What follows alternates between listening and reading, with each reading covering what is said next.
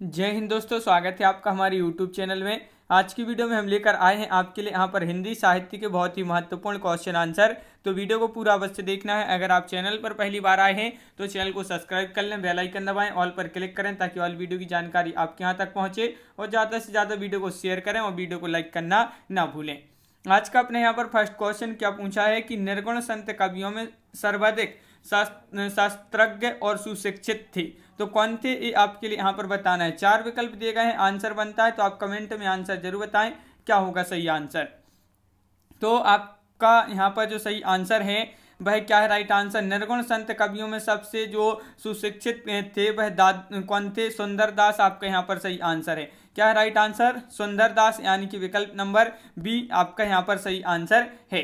Question number 7 आपसे यहाँ पर पूछा गया है, क्या पूछा गया है क्वेश्चन नंबर 7, तो देखिए यहाँ पर ये रहा आपका क्वेश्चन नंबर 7। निम्नलिखित संत कवियों में से कौन संत कवि पढ़ा लिखा था, दादू दयाल, कबीर, रैदास या सुंदरदास। तो पढ़ा लिखा था, तो आप बताइए क्वेश्चन नंबर 7 का राइट आंसर क्या होगा। राइट आंसर चार विकल्प दिए गए। ये क्वेश्चन आपके जो हैं किसी न किसी एग्जाम में जरूर पूछे गए महत्वपूर्ण क्वेश्चन है, तो आपका यहाँ पर सही आंसर है क्वेश्चन नंबर 7 का अब भी पढ़ा सुंदरदास, सुंदरदास यानी कि विकल्प नंबर डी आपका यहाँ पर सही आंसर है। क्वेश्चन नंबर आपका यहाँ पर 8 पूछा गया है, क्या पूछा गया है, इनमें से कौन सा कवि संत कवि नहीं है, संत कवि नहीं है, संत कवि नहीं है, तो यहाँ पर आपके लिए बताना है कौन नहीं है। तो यहाँ पर बताइए कबीरदास, गुरु नानक, रैदास या तुलसीदास। तो क्वेश्चन नंबर 8 का आपका जो सही आंसर है भाई क्या है, तो क्वेश्चन नंबर 8 का आपका सही आंसर यहाँ पर होगा विकल्प नंबर आपका यहाँ पर 8 का डी राइट आंसर है, यानी कि तुलसीदास। तुलसीदास आपका विकल्प नंबर डी सही आंसर है। 2011 में टीजीटी में ये क्वेश्चन आपका पूछा गया महत्वपूर्ण क्वेश्चन है। क्वेश्चन नंबर आपका यहाँ पर 9 पूछा है, हरडे वाणी एवं अंगबधु किसकी वाणी के संकलन है, तो किसकी वाणी के संकलन है ये बताना है। सुंदरदास, मलुकदास, दादू दयाल या कबीरदास। हरडे वाणी और अंगबधु किसकी वाणी के संकलन है, तो क्वेश्चन नंबर 9 का आपका जो सही आंसर है वह आपके लिए बताना है। तो क्वेश्चन नंबर 9 का राइट आंसर होगा यहाँ पर विकल्प नंबर आपका यहाँ पर डी राइट आंसर है, यानी कि दादू दयाल। दादू दयाल आपका यहाँ पर सही आंसर है, बिल्कुल सही। दादू दयाल जिन्होंने विकल्प नंबर बी बताया है उनका यहाँ पर सही आंसर। क्वेश्चन नंबर 10 आपसे यहाँ पर पूछा गया है, क्या पूछा गया है, तो यहाँ पर देख लेते हैं। क्वेश्चन नंबर 10, निर्गुण ज्ञानश्री शाखा का दूसरा नाम क्या है, तो जो निर्गुण ज्ञानश्री शाखा है इसका दूसरा नाम आपके लिए बताना है। राम भक्ति शाखा, संत साहित्य या कृष्ण भक्ति शाखा या सूफी साहित्य।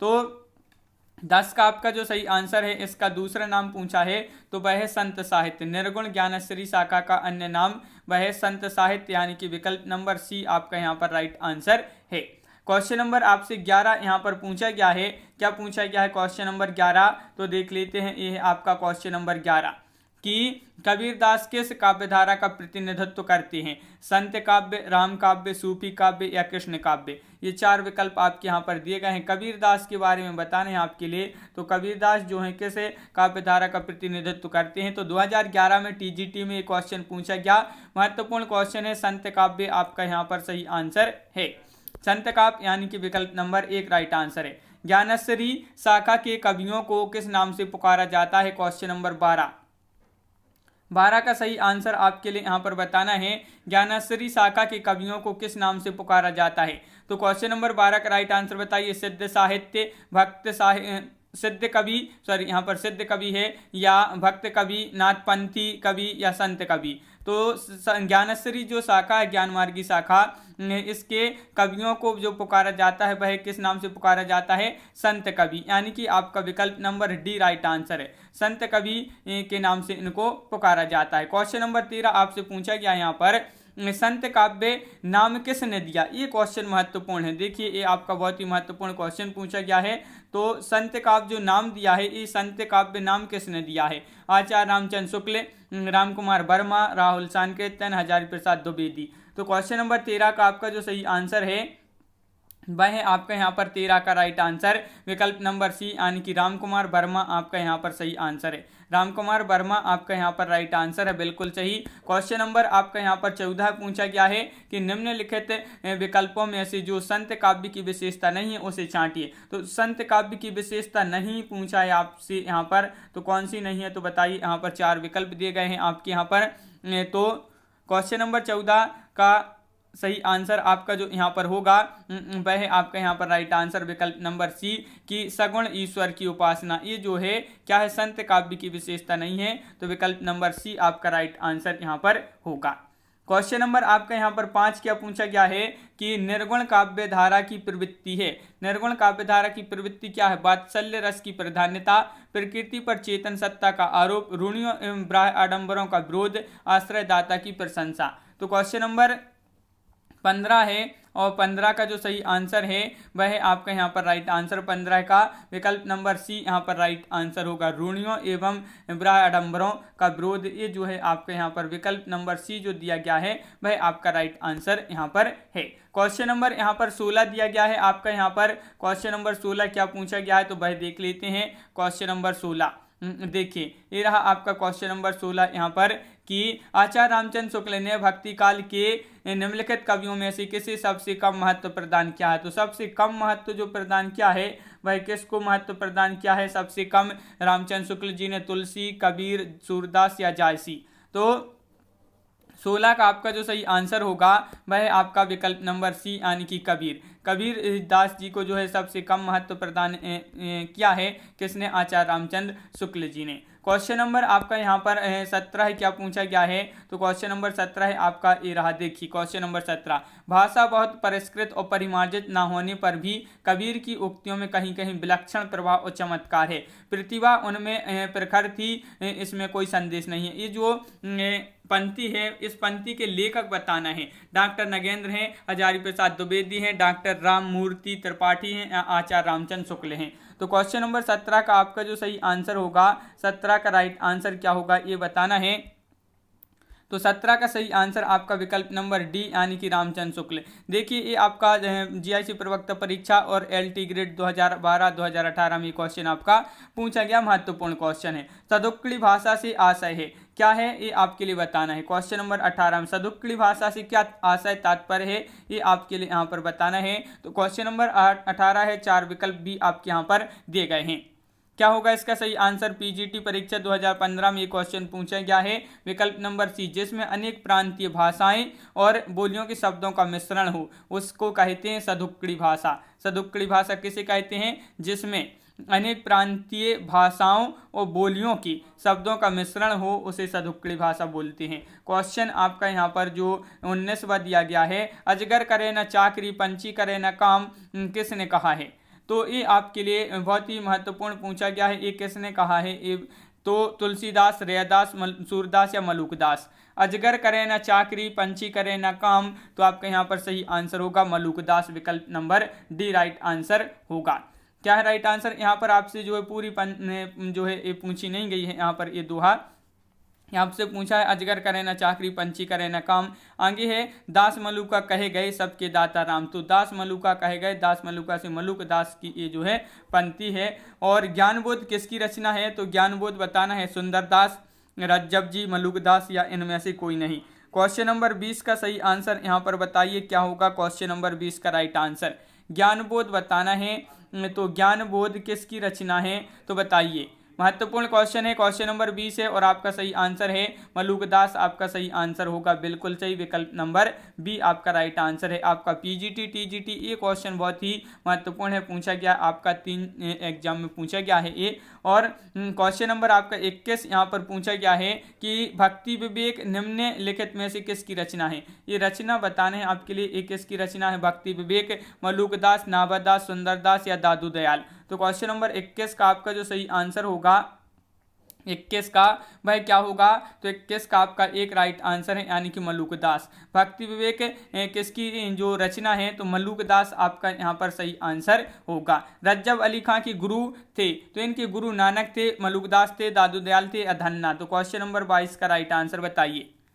क्वेश्चन नंबर 22 है, महत्वपूर्ण है और इसका जो सही आंसर रज्जब अली जो थे इनके गुरु रज्जब अली खां के गुरु थे। तो आपका यहाँ पर सही आंसर होगा क्वेश्चन नंबर 10 जो है 2010 में ये क्वेश्चन पूछा गया था। दादू दयाल आपका यहाँ पर राइट आंसर है। 22 का आपका विकल्प नंबर बी पीजीटी में आपका क्वेश्चन पूछा गया है। कबीर दास के गुरु थे तो कबीर दास के गुरु बताना है यहाँ पर आपके लिए। क्वेश्चन नंबर 23 में बताइए कबीर दास के गुरु कौन थे? रामानंद, दयानंद या रामचंद्र या मायानंद या आपके राघवानंद।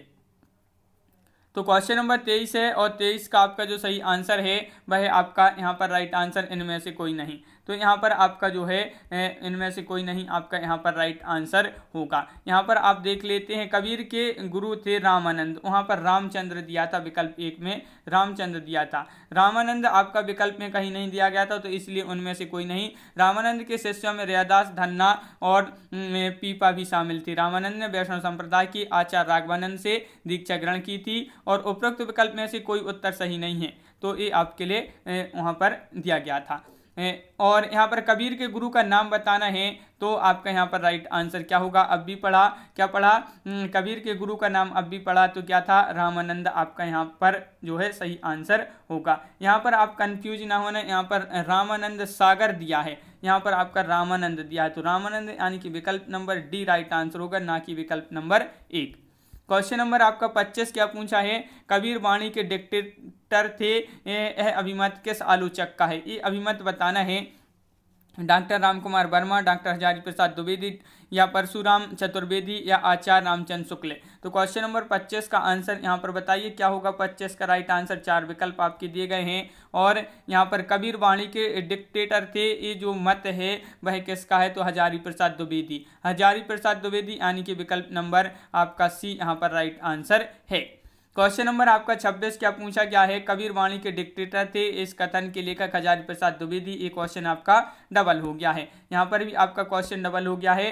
तो यहाँ पर जो है यहाँ पर इस एक क्वेश्चन आपसे इस प्रकार पूछ लिया गया, वही क्वेश्चन पूछा है, घुमाकर पूछा गया है कि आचार्य हजारी प्रसाद द्विवेदी ने वाणी का डिक्टेटर किसे कहा था, तो किसको कहा था, तो आपका यहाँ पर सही आंसर है कबीर को कहा था, यानी कि विकल्प नंबर 1 राइट आंसर। ये क्वेश्चन आपका पीजीटी 2010 में पूछा गया महत्वपूर्ण क्वेश्चन है। क्वेश्चन नंबर 29 यहाँ पर देख लेते हैं क्या पूछा है, तो क्वेश्चन नंबर 29 देखिए, ये आपका यहाँ पर क्या है, कथन दिया है, बहुत ही बड़ा कथन है कि कबीर ने जिस प्रकार एक निराकार ईश्वर के लिए भारतीय वेदांत का पल्ला पकड़ा, उसी प्रकार निराकार ईश्वर की भक्ति के लिए सूफियों का प्रेम तत्व लिया और अपना निर्गुण जो है धूमधाम से निकाला। यह कथन किसका है, आचार्य हजारी प्रसाद द्विवेदी, पुरुषोत्तम अग्रवाल, नामवर सिंह या रामचंद्र शुक्ल। तो ये क्वेश्चन आपका 2018 में पूछा गया महत्वपूर्ण क्वेश्चन है, तो बताइए ये कथन बताना है। तो आपका सही आंसर है ये है आचार्य रामचंद्र शुक्ल, यानी कि विकल्प नंबर डी आपका यहाँ पर सही आंसर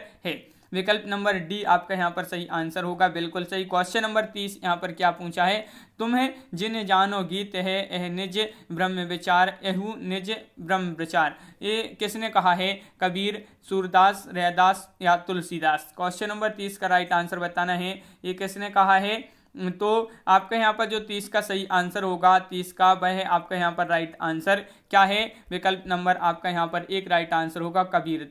कबीर आपका यहाँ पर सही आंसर है, बिल्कुल सही। कबीर जिन्होंने बताया है उनका सही आंसर यहाँ पर है। क्वेश्चन नंबर आपका यहाँ पर 31 पूछा है, मसी कागज छुओ नहीं, कलम गहो नहीं हाथ, किसके विषय में कहा गया है। तो किसके विषय में कहा गया है, ये आपके 4 विकल्प यहाँ पर दिए गए हैं, नानक, कबीर, रैदास, दादू। तो क्वेश्चन नंबर 31 है और महत्वपूर्ण क्वेश्चन है, बताइए क्या होगा इसका सही आंसर। मासी कागज छुओ नहीं, कलम गयो नहीं हाथ, ये किसके विषय में कहा गया है, तो आपका कबीर यहाँ पर राइट आंसर होगा, विकल्प नंबर सी यहाँ पर राइट आंसर है, बिल्कुल सही। विकल्प नंबर सी आपका यहाँ पर सही आंसर होगा। क्वेश्चन आपका यहाँ पर क्वेश्चन नंबर 32 क्या पूछा गया है, तो भाई देख लेते हैं। क्वेश्चन नंबर आपका क्या दिया गया है, 32, कबीर की वाणी का संग्रह बीजक कहलाता है, इसके कितने भाग हैं।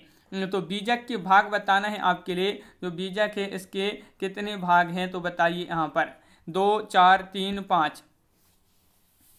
तो क्वेश्चन नंबर 32 है, 32 का सही आंसर होगा आपका यहाँ पर राइट आंसर क्या होगा, राइट आंसर विकल्प नंबर आपका यहाँ पर बी राइट आंसर है, यानी कि इसके 3 भाग हैं।